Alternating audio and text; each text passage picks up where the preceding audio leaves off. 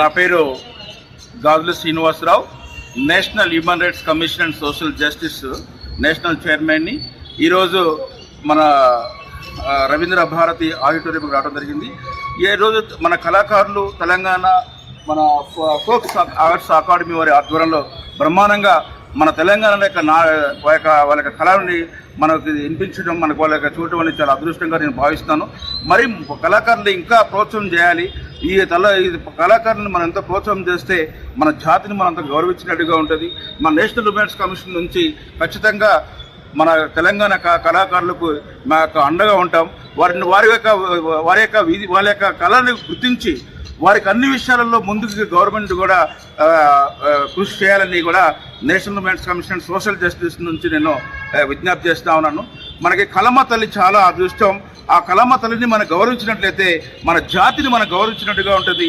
మన తెలంగాణలో కూడా మనకు కళమ్మ తల్లిని ఈ ప్రపంచవ్యాప్తంగా తెలిసే విధంగా మీరు చేసినటువంటి ఈ యొక్క ఏదైతే ఉందో చాలా అద్భుతంగా ఉంది. అనేకమైనటువంటి అన్ని రంగాల్లో మన గిరిజనుల సాంప్రదాయం విషయంలో కానీ, మరి రాముడి యొక్క కళ్యాణం ఎలా చేస్తారనే దాని మీద ఒక నృత్యాన్ని కళ్ళకు అద్దుకున్నట్టుగా అనేకమైనటువంటి ఈ యొక్క కళను చూస్తున్న తర్వాత నాకు చాలా ఆనందం అనిపించింది.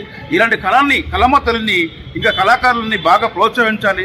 తెలంగాణ ప్రభుత్వం కూడా వీరి కోసం కొంత బడ్జెట్ని వేసేసి వీరి యొక్క అభివృద్ధి కోసం కృషి చేసినట్టయితే ఇంకా మన యొక్క తెలంగాణలో మన యొక్క కళమ్మ తల్లిని కళాకారులని మనం ప్రోత్సహించడం చేసినట్టుగా ఉంటుందని నేను national human commission and social justice national చైర్మన్గా ఈ రవీంద్ర భారతి తరపు నుంచి రవీంద్ర భారతి ఆడిటోరియం నుంచి నేను